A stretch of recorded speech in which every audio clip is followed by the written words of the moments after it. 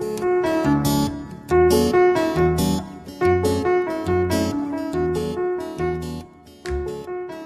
everyone, it's Lynn here, and I wanted to put together a video of my sales from the past 90 days, but that was going to be way too long, so I decided to do a shorter version of that. So I picked 15 items that sold in the past 90 days that were of a little higher value and things that you would be able to find when you're out and about shopping at yard sales, estate sales, flea markets, wherever you shop for your jewelry.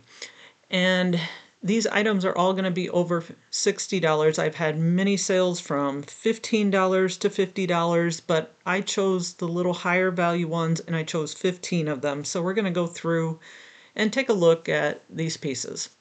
So this first one here is a pearl beaded bracelet, and this one sold for, I did take an offer for $275. It really is a pretty bracelet. It does have 14 karat gold on it, as you'll see marked here on the clasp. So that is where a lot of the value came in, but they are real pearls. And sometimes you can see the knots here, and you take a look at the pearls, you can see the sheen that they have, but it really is hard to determine if they're real pearls or not. You have to have a lot of experience of touching them, feeling them, and you can scrape them on your teeth a little bit, and that's supposed to tell you whether they're real or not, but it's all with experience. The second item is a sweetheart bracelet. I love finding these because they sell fast. They're nice pieces from World War I, World War II, and this one has a mark on the back here. It says Co-Star, has a little bit of tarnish up here on the front, but it's still sold for $90 on offer. It did have the original box, which was fabulous because that added a little more value to it. Otherwise, they sell from $70 to sometimes over $100, depending on what the heart looks like. Sometimes that heart can be a locket, and that usually has more value, or a rhinestone, or something different maybe, to add more value. Yeah, right in the center here, that heart, you'll see it in many different forms. A lot of them are etched. So moving on to the next one. This one is a Baltic amber pendant, and it's on sterling silver, and I got this from a lady who had access to the artisans in Poland, and she sold it to me directly from them, so I know it's authentic Baltic amber. And they use this they etch on the back side, and they pick a real clear amber, is what she told me.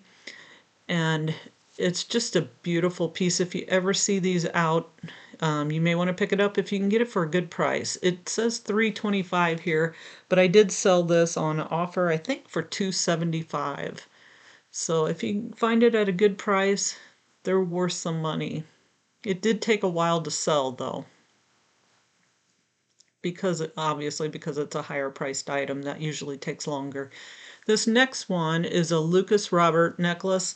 This is red coral. It could be dyed coral. I believe this is a QVC brand, and it was of high quality. It's heavy. The silver tone on it was good quality.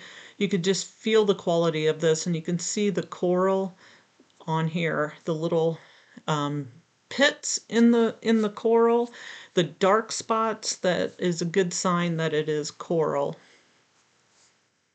And you'll see more here. And this layered piece definitely was worth $170 is the offer I took on it. So I was pretty happy with that. Next we have a Weiss rhinestone bracelet, and this thing is just gorgeous, and of course the pictures don't do it justice.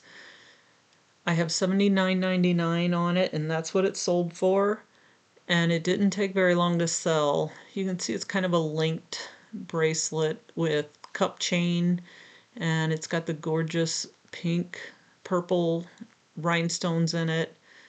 and there's no missing rhinestones. It is a really, really pretty piece. Sold for $79.99. Keep your eye out for Weiss. Oops, I accidentally have Co-Star Sweetheart in there twice. This next one is a Napier necklace bracelet earring set. And I was really happy to find a whole set together. When you do, you usually can sell it for more. I had it listed at $125, but I ended up taking an offer of $95 on it. And it is just acrylic. It has lucite, little clear dome shape beads on it, and it's not a real heavy piece.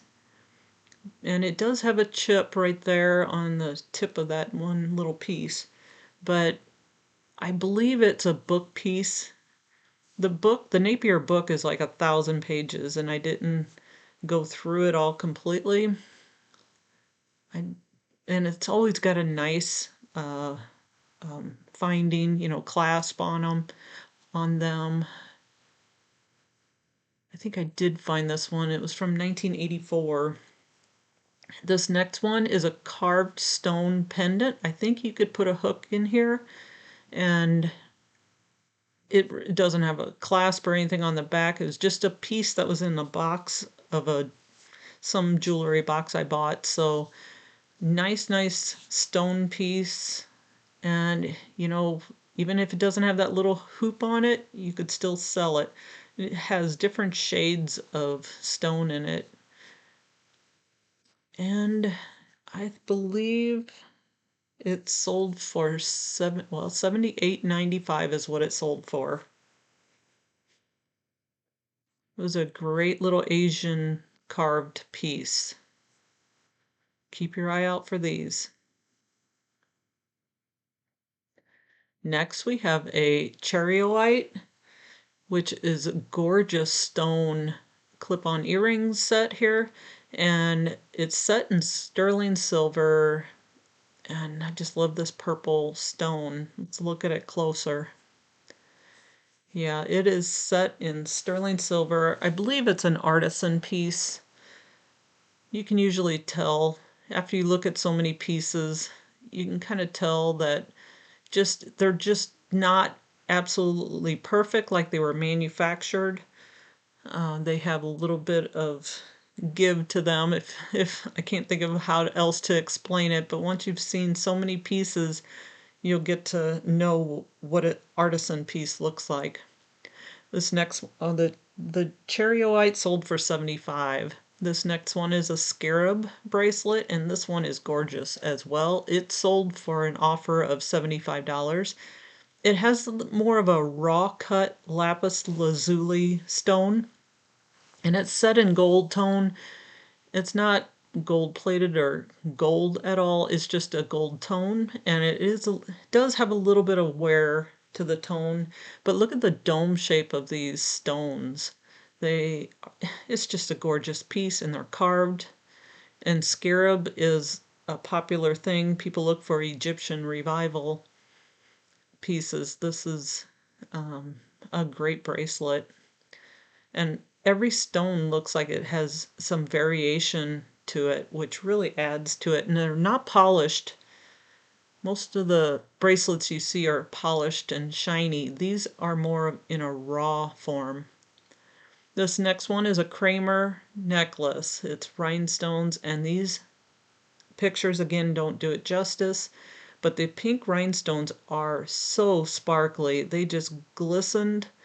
And I hope that the buyer is thrilled with it because, like I said, the pictures do not do it justice.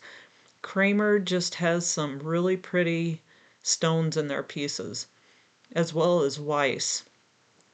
So this one, I believe, sold for around $75 as well.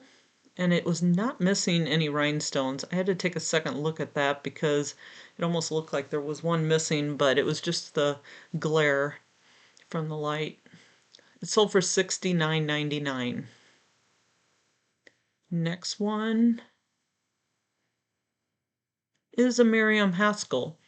And I walked past this and I looked back and then walked away again, and I walked back and looked at it again and realized it was a Miriam Haskell.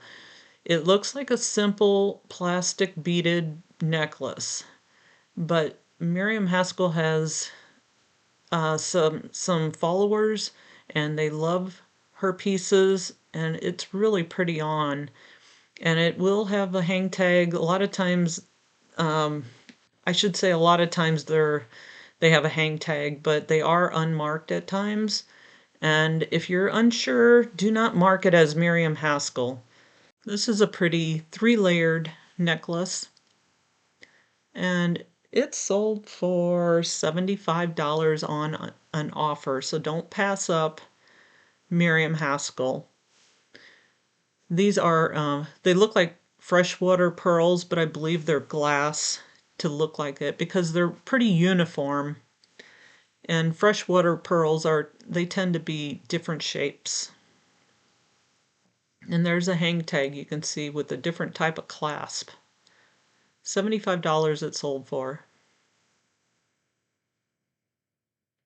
This next one is a beautiful pink rhinestone butterfly, and it almost looks like the stones are variegated, like they have shades of pink to clear, but I believe this is a Juliana. I have no proof that it is. I've seen it marked as Juliana, but that doesn't mean it is.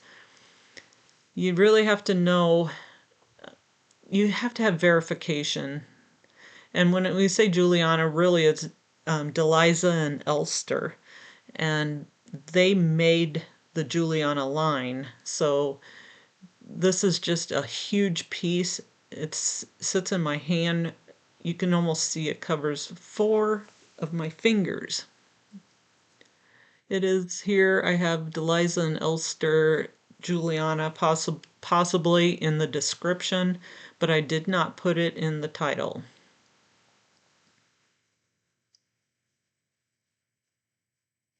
And that one sold for $75. This one looks like a Miriam Haskell, and it sold for $69.99. It's a seed beaded dress clip, and it has this lovely dome-shaped stone. It's a cabochon in the center, has the dress clip on the back, and you'll see that it has fabric and a plastic piece that is where that covers up all of the wiring or the string that is used to make it. So the plastic piece is a pretty good sign that it was around World War II time, because they needed the metal for the war, so they started using other materials they had in-house, and plastic was one of them. So you will see here it's a little bigger than a quarter. It's a really nice, pretty blue piece. Sold for $69.99. And last, we have a Monae that sold for $59.99, and it's just a gold tone tasseled necklace. Don't pass up Monae because not all Monae pieces are worth a lot. I've sold Monae for $10, so you kind of have to pick and choose. You kind of have to get to know Monae and Trifari, but here's the mark. They usually have a nicer clasp on them. The tassel ones, I don't know, there's something about them that people really like, and I was pretty happy selling this for $59.99. Has a lovely rope chain on it, and it's chunky, and it's long. So yeah, I'm happy with the sale of my Monae. And it does say D'Amica, and that is the collection that it was from. If you have or know the collection, that really helps it sell as well. So that is all I have. That's my 15 pieces I chose that I thought you would be able to find when you're out and about shopping for jewelry at antique malls, estate sales, rummage sales, yard sales. So I hope this helps, and don't forget to like and subscribe and share this with your friends. We will see you on the next one. Thanks for joining me.